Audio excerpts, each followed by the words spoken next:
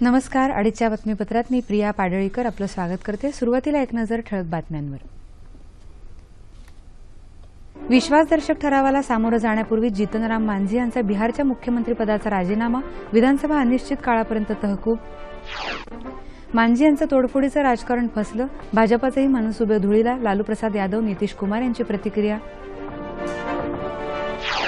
येत्या 5 वर्षात पूर्वोत्तर राज्यांमध्ये पायाभूत सुविधांचा विकास करण्याचा पंतप्रधानांचा निर्धार.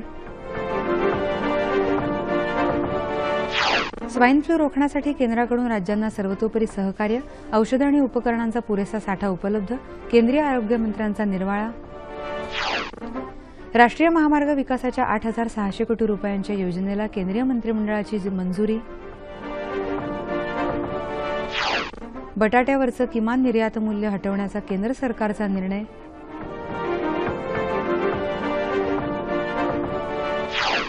आणि विश्वचषक क्रिकेट स्पर्धेत न्यूझीलंड विरुद्धच्या सामन्यात इंग्लंडची सपशेल शरणागती, टीम साऊदीनं घेतले 7 बळी.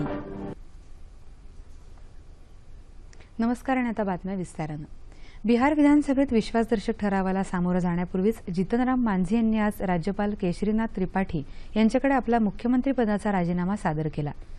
आपल्याला समर्थन देणाऱ्या आमदारांच्या जीवाला असलेला धोका आणि सभापती उदय नारायण चौधरी यांचं घटनाबाह्य वर्तन यामुळे आपण राजीनामा दिला असल्याचं मांझी यांनी सांगितलं.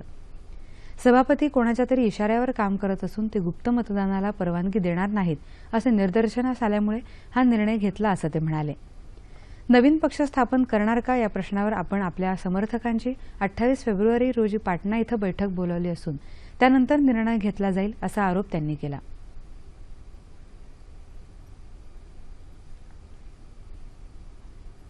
आज जो परिस्थिति आई, हम एक दलित परिवार से आए हैं, सब लोग आप जानते हैं, दलितों में भी जो सबसे दलित जिसकी राजनीतिक इच्छा कहीं नहीं रही है, कुछ नहीं रही है, सिर्फ और सिर्फ समाज के लिए काम करने के लिए वो आज तक जिया है। एक मौका मिला था, नीतीश कुमार जी ने हमको बिना किसी पैरवी के मौका दिया था और हमको लगा कि आज मौका मिला है तो उसका हम सदुपयोग करें। लेकिन आप ही लोग कहा है इस बात को, कई एक बार हमने आपसे कहा भी है कि 2 महीना 3 महीना हमने काम किया और सही मैं कहता हूं, हो सकता है कि वो बात उचित नहीं हो, लेकिन हम अपने मर्जी से कुछ नहीं किया। दरम्यान माजी मुख्यमंत्री नितीश कुमार यांनी मात्र भाजपाचे मनसुबे धुळीला मिळाले असल्याची प्रतिक्रिया दिली आहे. मांझी यांनी आधीच राजीनामा द्यायला हवा होता असं ते म्हणाले. मांझी यांच्या कामात आपण हस्तक्षेप करत असल्याचा आरोपही त्यांनी फेटाळून लावला. माजी मुख्यमंत्री आणि राजद नेते लालू प्रसाद यादव यांनीही या सर्व प्रकारावर आपल्या खास शैलीत प्रतिक्रिया व्यक्त केली. ये बीजेपी के चक्कर में पड़ के अपना भी भविष्य गंवाए। खैर जो भी हुआ स्वागत है, मिलजुल करके काम करिए, बीजेपी को हराने में लगिए। तर नितीश कुमार आणि लालू प्रसाद यादव हे दोघेही तोडफोडीच्या राजकारणात पटाईत असल्याचा आरोप बिहारमधल्या भाजप नेत्यांनी केला आहे. दरम्यान बिहार विधानसभेचं कामकाज अनिश्चित काळासाठी तहकूब करण्यात आलं आहे. बिहारमधला सत्ता संघर्ष आणि आगामी राजकारण याविषयी राजकीय विश्लेषक सुनील चावके यांनी दूरध्वनीवरून दूरदर्शनला माहिती दिली आहे.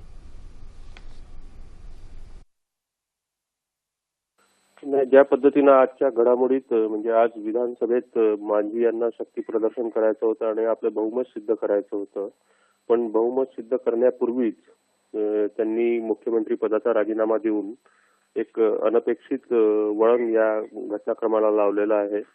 आणि ज्या पद्धतीनं भारतीय जनता पक्षानं मांझींची समर्थनाची भूमिका घेतली होती आणि त्यातून बिहारच्या राजकारणात एक प्रकारचा म्हणजे त्यांनी या राजकीय परिस्थितीचा फायदा उठवण्याचा प्रयत्न केला होता, त्याला पण एक प्रकारे एक धक्का बसलेला आहे. कारण मांझींच्या राजीनाम्यानंतर आता अशी परिस्थिती निर्माण झालेली आहे की बिहारमध्ये एकतर नितीश कुमार यांच्या नेतृत्वाखाली सरकार स्थापन करण्याची शक्यता निर्माण होऊ शकते जर राज्यपालांनी त्यांचा दावा मंजूर केला तर, नाहीतर राष्ट्रपती शासन लागू शकते जर म्हणजे नितीश कुमार यांना आपलं बहुमत सिद्ध करता आलं नाही किंवा त्यांचा सरकार स्थापनेचा दावा जर राज्यपालांनी फेटाळून लावला तर राष्ट्रपती शासन हे एक पर्याय असू शकतो.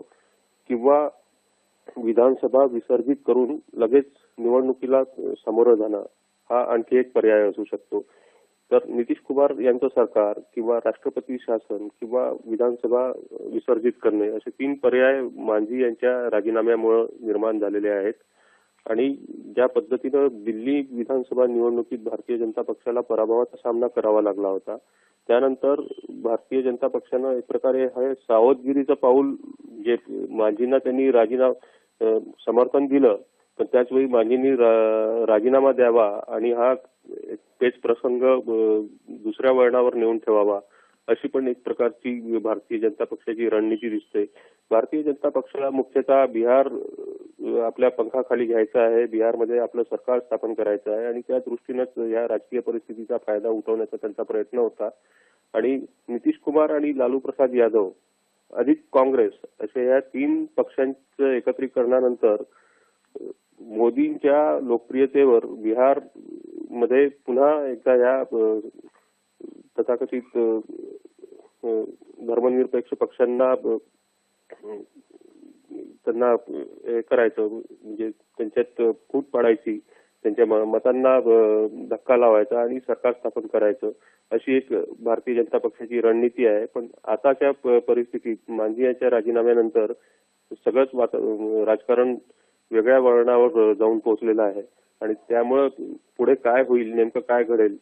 पण ज्या पद्धतीनं भारतीय जनता पक्षानं महादलितांच्या मतांना हात लावण्याचा प्रयत्न केला आहे आणि नितीश कुमार यांची सर्व भिस्त महादलितांच्या मतांवर होती, गेल्या 2 निवडणुकांमध्ये ते याच मतांवर निवडून आले होते, तर मांझींच्या रूपाने त्यांना शह देण्याचा भारतीय जनता पक्षाने प्रयत्न केला आहे. आणि हा आता खेळ पुढे किती दिवस आणि कसा रंगतो हे देखील बघण्यालायक ठरणार आहे. माहितीबद्दल धन्यवाद. अरुणाचल प्रदेशासह संपूर्ण पूर्वोत्तर राज्यांच्या विकासाला केंद्र सरकारनं प्राथमिकता दिली असून गेल्या 25 वर्षात जी प्रगती झाली नाही ती येत्या 5 वर्षात झालेली आपल्याला पाहायला मिळेल असा विश्वास पंतप्रधान नरेंद्र मोदी यांनी आज इटानगर इथं व्यक्त केला. अरुणाचल प्रदेशच्या 29व्या स्थापना दिनाच्या मुहूर्तावर पंतप्रधानांनी नाहरलगुन ते नवी दिल्ली या वातानुकूलित रेल्वेगाडीला हिरवा झेंडा दाखवून मार्गस्थ केलं, त्यावेळी ते बोलत होते. इटानगर इथं विद्युत वितरण योजनेचं भूमिपूजनही मोदी यांनी आज केलं. या कार्यक्रमाला अरुणाचलचे राज्यपाल, मुख्यमंत्री यांच्यासह रेल्वे मंत्री सुरेश प्रभू, रेल्वे राज्यमंत्री मनोज सिन्हा, केंद्रीय गृहराज्य मंत्री किरण रिजिजू आदी मान्यवर उपस्थित होते. दळणवळणाच्या साधनांचा अभाव हे पूर्वोत्तर राज्यांच्या विकासातला मोठा अडथळा होता. हा अडसर दूर करण्यासाठी केंद्र सरकारकडून पायाभूत सुविधांच्या विकास योजना राबवण्यात येत आहेत. नाहरलगुन दिल्ली रेल्वे हा त्यापैकीच एक टप्पा आहे.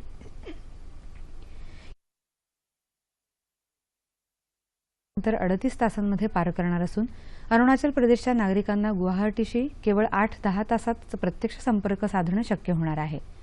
या नव्या गाडीच्या माध्यमातून केवळ दिल्लीच नव्हे तर संपूर्ण हिंदुस्थान अरुणाचल प्रदेशाशी जोडला गेला आहे अशी भावना पंतप्रधानांनी यावेळी व्यक्त केली. या रेल्वे मार्गामुळे अरुणाचल प्रदेशात पर्यटनाला चालना मिळेल आणि नवे रोजगार निर्माण होतील असा विश्वासही त्यांनी यावेळी व्यक्त केला.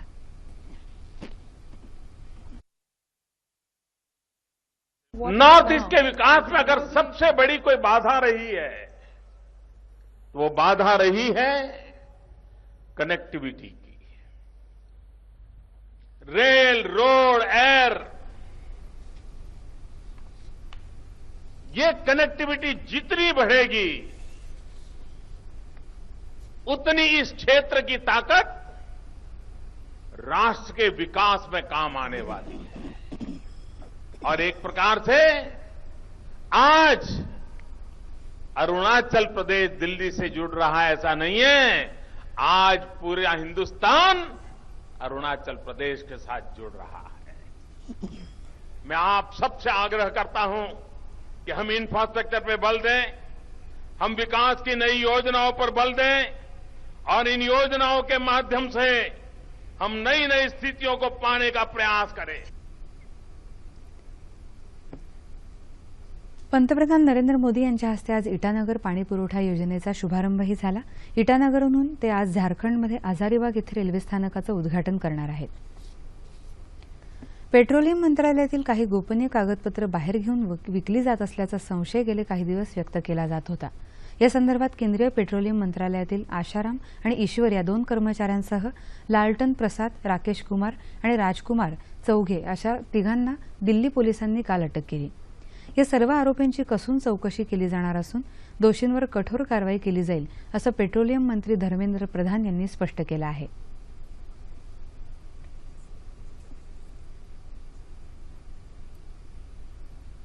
कई दिनों से मीडिया में कुछ चीज लीकेज होती थी, कुछ चीज बाहर जाती थी, इस प्रकार की खबरें मिलती थी. सरकार उस पर निगरानी रखी थी. पुलिस और गोविंदा विभाग उस पर नजर रखी थी. अभी स्वतंत्र प्रशासन करने में जो चीज बाधक है उसको सरकार कठोर उसमें कार्रवाई करने वाला है. अब ये सारा विषय धीरे धीरे अनुसंधान में, इन्वेस्टिगेशन में सामने आएगा और law will take its own course. जो भी होंगे वो कानून के परिधि में जो होना चाहिए, सख्त कार्रवाई उन पे होना है, वो होने वाला है. उत्तर प्रदेश, ओदिशा आणि छत्तीसगड या राज्यांसाठीच्या 8,600 कोटी रुपयांपेक्षा अधिकच्या राज्यमार्ग योजनांना काल केंद्रीय मंत्रिमंडळानं मंजुरी दिली. मंत्रिमंडळाच्या आर्थिक विषयांवरील समितीनं घेतलेल्या निर्णयानुसार उत्तर प्रदेशातल्या राष्ट्रीय महामार्ग क्रमांक 2 वरील चकेटी इलाहाबाद या 145 किलोमीटर लांबीच्या मार्गाला 6 पदरी करण्यासाठी मंजुरी दिली असून त्याला 2,000 कोटी रुपयांचा खर्च अपेक्षित आहे. याशिवाय उत्तर प्रदेशातल्या राष्ट्रीय महामार्ग क्रमांक 5 वरील बालेश्वर चांदीखोले या मार्गाला 6 पदरी करण्यासाठी ही मंजुरी देण्यात आली आहे. हंडिया वाराणसी मार्गही 6 पदरी करण्यात येणार आहे. स्वाईन फ्लूवर मात करण्यासाठी केंद्र सरकार सर्वतोपरी प्रयत्न करत असून राज्यांना आवश्यक ती सर्व मदत देण्यात येत आहे असं केंद्रीय आरोग्य मंत्री जे.पी. नड्डा यांनी म्हटलं आहे. या आजाराच्या चिकित्सेसाठी लागणारी उपकरणं आणि औषधांचा पर्याप्त साठा उपलब्ध असून यासाठी करण्यात येणाऱ्या चाचण्यांचे दरही निश्चित करण्यात आले असल्याचं त्यांनी दूरदर्शनला दिलेल्या विशेष मुलाखतीत स्पष्ट केलं आहे. सरकार ने दिसंबर महीने और जनवरी महीने में ही इसके पूरे प्रिकॉशंस लेते हुए ट्रेनिंग दी. ट्रेनिंग के साथ साथ डॉक्टरों को इक्विप किया, मेडिसिन प्रोवाइड किए. जिला अस्पतालों में और जो हॉस्पिटल्स हैं उसमें हमने आइसोलेशन वार्ड्स रखे हैं. उस आइसोलेशन वार्ड में कार्य करने का तरीका डेवलप किया. पर्सनल प्रोटेक्शन इक्विपमेंट्स उनको दिए गए हैं और तब से लेकर के हम इस विषय को लेकर के चल रहे हैं. और दवाई की कमी का सवाल ही उत्पन्न नहीं होता. ये भारत में बनती है, प्रचुर मात्रा में है. हम लोगों ने 2,500 ऐसे हमारे केमिस्ट शॉप्स हैं जिनको ये प्रिस्क्रिप्शन के आधार पर ये दवाई देने का अधिकार है. देशभरातल्या स्वाईन फ्लूच्या परिस्थितीवर केंद्र सरकार गांभीर्यानं लक्ष देत असून नागरिकांनी घाबरून जाऊ नये असं आवाहन केंद्रीय आरोग्य सचिवांनी केलं आहे. राज्यात स्वाईन फ्लूचा प्रादुर्भाव वाढला असून या आजारामुळे राज्यात आतापर्यंत 83 जणांचा बळी गेला आहे. यामध्ये 9 रुग्ण राज्याच्या बाहेरचे असल्याची माहिती आरोग्यमंत्री डॉक्टर दीपक सावंत यांनी दिली. आरोग्यमंत्र्यांनी काल नागपुरातल्या मेडिकल रुग्णालयाला भेट देऊन स्वाईन फ्लूबाबत माहिती घेतली. त्यानंतर घेतलेल्या पत्रकार परिषदेत ते बोलत होते. राज्यात 678 जणांना स्वाईन फ्लूची लागण झाली असून ज्या भागात थंडीची लाट होती त्या भागात स्वाईन फ्लूचा उद्रेक मोठ्या प्रमाणावर असल्याचं ते म्हणाले.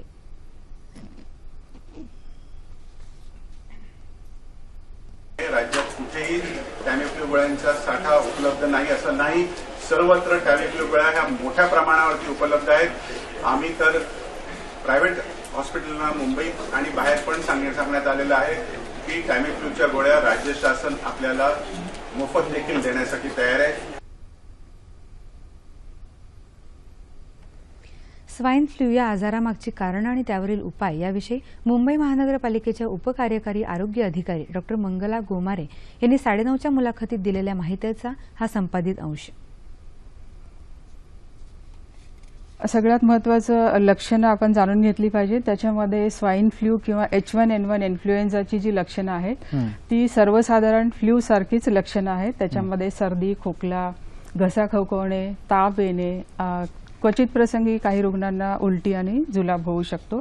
तरी सर्वसाधारण लक्षणच आहेत. फक्त लक्षणं बघून आपल्याला कळणार नाही की हा स्वाईन फ्लू आहे किंवा साधारण फ्लू आहे. आणि त्याच्यावरती जी उपचाराची जी एक पद्धती असते ती नेमकी कशी जेव्हा ही अशी लक्षणं दिसतात तेव्हा ताबडतोब डॉक्टरांचा सल्ला घ्यायला पाहिजे आणि डॉक्टरांच्या सल्ल्याने पुढील उपचार आपण केले पाहिजेत. हे खूप महत्त्वाचं आहे. स्वमर्जीने कुठलंही प्रकारचं औषध न घेताना डॉक्टरांच्या सल्ल्यानेच आपण औषधोपचार केला पाहिजे. हा एक हवेतून पसरणारा आजार आहे. त्याच्यामुळे आपल्याला आम्ही रुग्णांनी काय काळजी घ्यायला पाहिजे आणि काय नाही करायला पाहिजे हे आम्ही वेळोवेळी सांगत असतो. त्याच्यामध्ये सगळ्यात महत्त्वाचं आहे की ज्या कोणा रुग्णांना अशी लक्षणं दिसतात त्यांनी खोकताना किंवा शिंकताना तोंडावरती रुमाल वापरला पाहिजे किंवा टिश्यू पेपरचा वापर केला पाहिजे.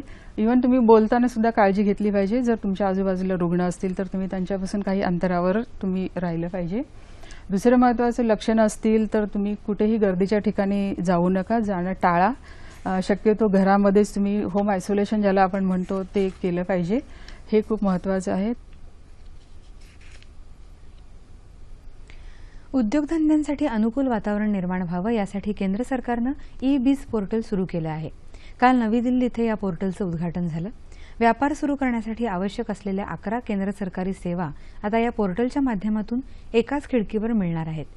यात कॉर्पोरेट व्यवहार मंत्रालयाच्या 4 सेवा, केंद्रीय प्रत्यक्ष कर मंडळाच्या 2 सेवा, रिझर्व्ह बँकेच्या 2 सेवा आणि परदेशी व्यापार महासंचालनालय, कर्मचारी भविष्य निर्वाह निधी संस्था तसंच पेट्रोलियम आणि स्फोटक सुरक्षा संस्था यांची प्रत्येकी एक सेवा यांचा समावेश आहे. व्यवहारात पारदर्शकता आणणं, कार्यक्षमता वाढवणं आणि सुलभता हा यामागचा हेतू असल्याचं वित्तमंत्री अरुण जेटली यांनी यावेळी सांगितलं. व्यापार करणं सुलभ व्हावं यासाठी पंतप्रधानांनी जे आव्हान समोर ठेवलं होतं त्यानुसार हे पोर्टल असल्याचं वाणिज्य आणि उद्योग मंत्री निर्मला सीतारामन यांनी सांगितलं. शालेय जीवनापासून विद्यार्थ्यांना भारतीय संविधानाची ओळख व्हावी आणि संविधानातील मूलभूत अधिकार आणि उद्देश कळावेत म्हणून आज उस्मानाबाद इथं एक परीक्षा घेण्यात आली. सूर्योदय परिवार आणि जिल्हा शिवसेनेच्या वतीनं जिल्ह्यातील विद्यार्थ्यांसाठी परीक्षेचं आयोजन करण्यात आलं होतं. ही परीक्षा सर्व माध्यमिक आणि उच्च माध्यमिक शाळांच्या मैदानावर घेण्यात आली होती. या परीक्षेमुळे विद्यार्थ्यांचा संविधानाचा अभ्यास होईल आणि त्यांना परीक्षेमध्ये सहज यश मिळवता येईल असं श्रीपतराव भोसले हायस्कूलचे सचिव सुधीर पाटील यांनी यावेळी सांगितलं.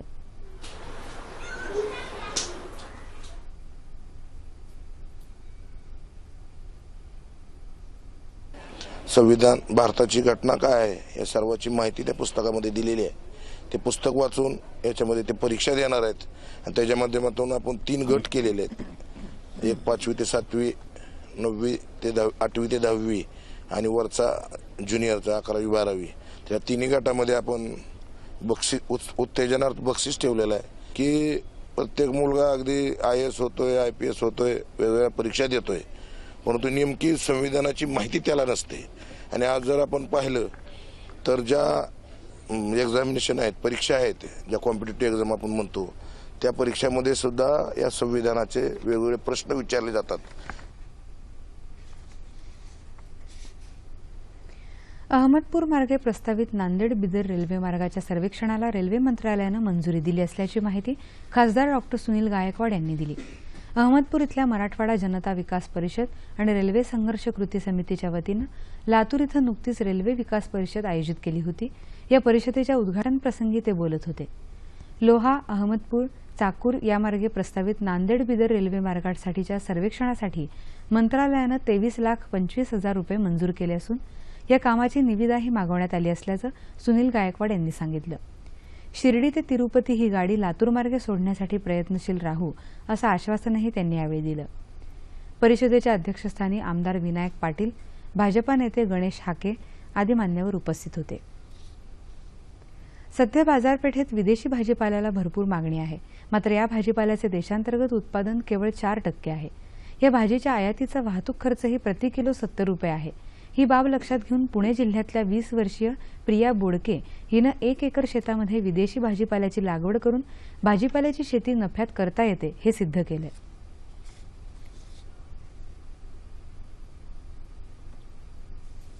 रासायनिक खताच्या आणि कीटकनाशकांच्या वाढत्या किमतीमुळे शेतीमालाचा उत्पादन खर्च सध्या वाढत आहे.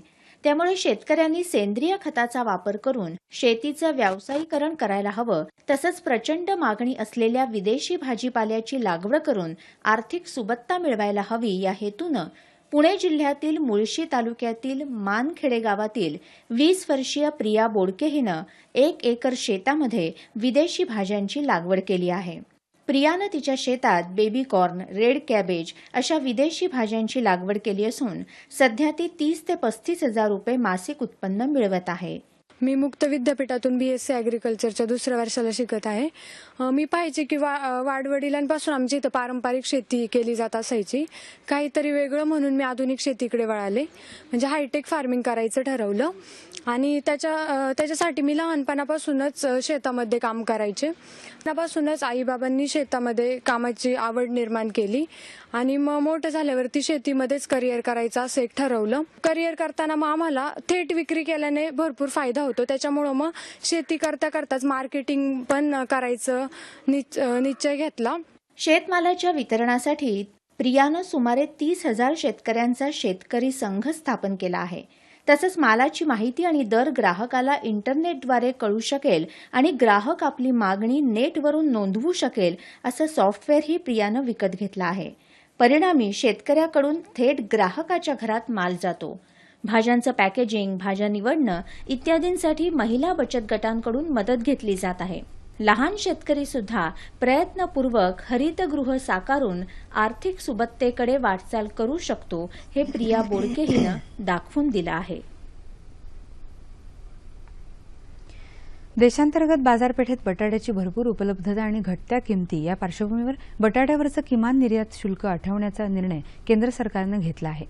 यामुळे शेतकऱ्यांना बटाट्यासाठी योग्य भाव मिळायला मदत होईल. तसंच निर्यातीद्वारे देशाला अधिक परकीय चलन मिळू शकेल.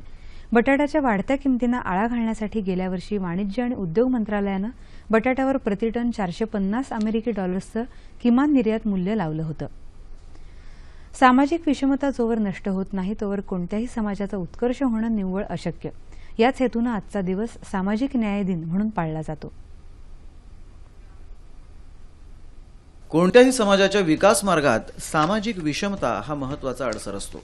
समाजातल्या सर्व घटकांना जगण्याचा, रुजण्याचा आणि वाढण्याचा समान अधिकार असतो.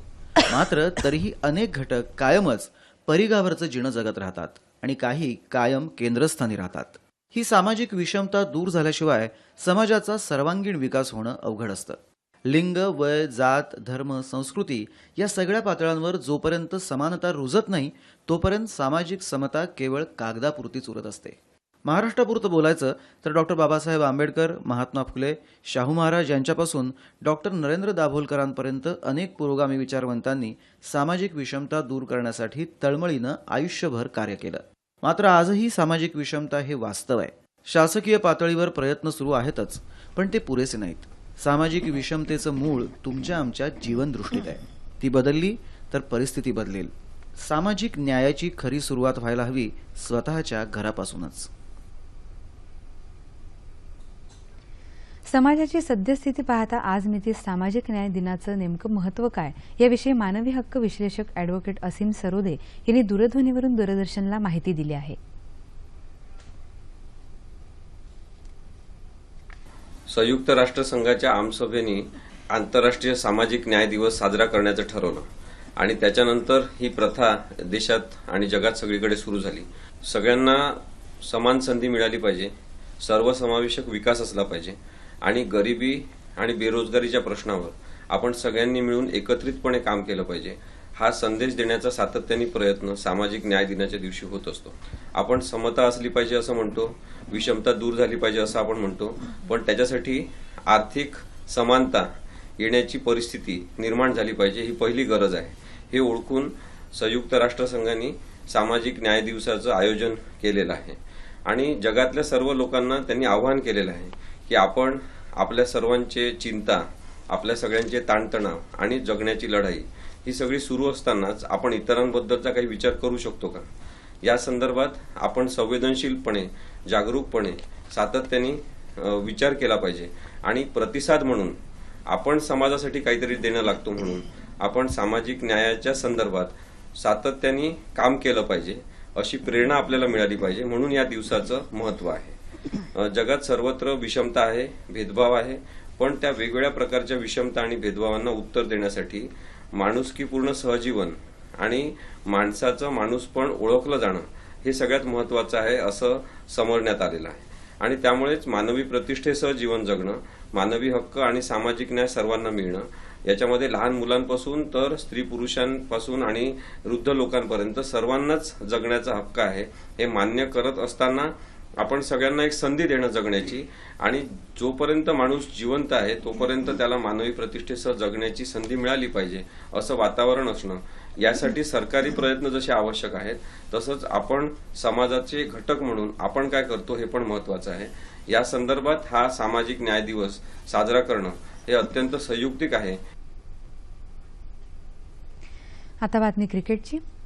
विश्वचषक क्रिकेट स्पर्धेत आज वेलिंग्टन इथं झालेल्या सामन्यात न्यूझीलंडने इंग्लंडची अक्षरशः धुळधाळ उडवत दिवाळी साजरी केली.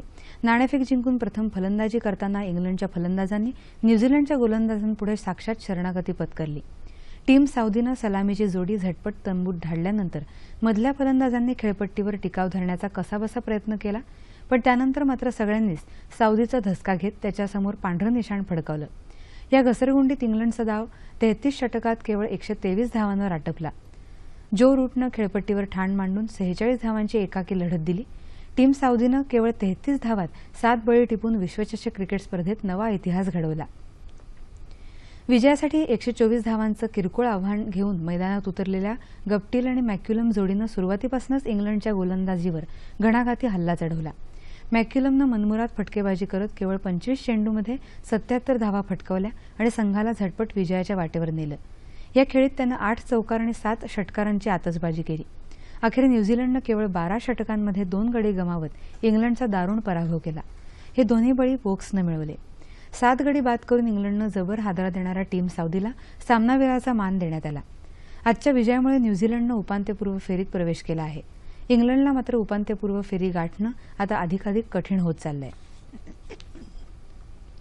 लॅम या ताशी 250 किलोमीटर वेगाच्या चक्रीवादळानं काल उत्तर ऑस्ट्रेलियातल्या तुरळक लोकवस्ती असलेल्या बिलिंगिबी या प्रांतात धडक दिली असून तिथलं जनजीवन विस्कळीत झालं आहे.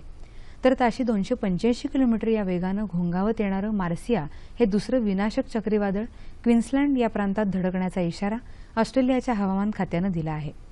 सर्वाधिक तीव्र या प्रकारात मोडणाऱ्या या चक्रीवादळानं आणखी उत्तरेकडे मार्गक्रमण केलं आहे. विनाशक असं मार्सिया हे चक्रीवादळ किनाऱ्यावर येईल तेव्हा समुद्राला प्रचंड भरती, पाऊस आणि ताशी 295 किलोमीटर वेगानं वारे वाहण्याचा इशारा हवामान खात्यानं दिला आहे. हवामान. येत्या 24 तासात संपूर्ण राज्यात हवामान कोरडं राहील असा अंदाज हवामान विभागानं वर्तवला आहे. आणि आता शेवटी ठळक बातम्या पुन्हा एकदा.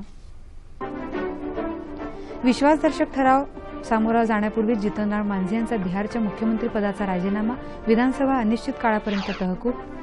मांझी यांचं तोडफोडीचं राजकारण फसलं, भाजपाचे मनसुबे धुळीला, लालू प्रसाद यादव, नितीश कुमार यांची प्रतिक्रिया.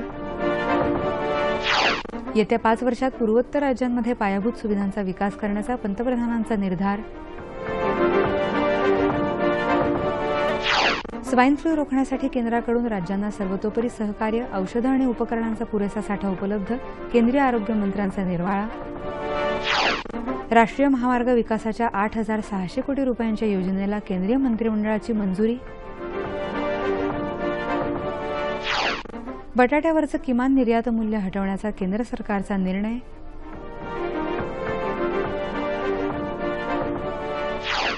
आणि विश्वचषक क्रिकेट स्पर्धेत न्यूझीलंड विरुद्धच्या सामन्यात इंग्लंडची सपशेल शरणागती, टीम साऊदीनं घेतले 7 बळी. याबरोबरच हे बातमीपत्र संपलं. पुन्हा भेटूया संध्याकाळी 5 वाजता सह्याद्री वाहिनीवर. नमस्कार.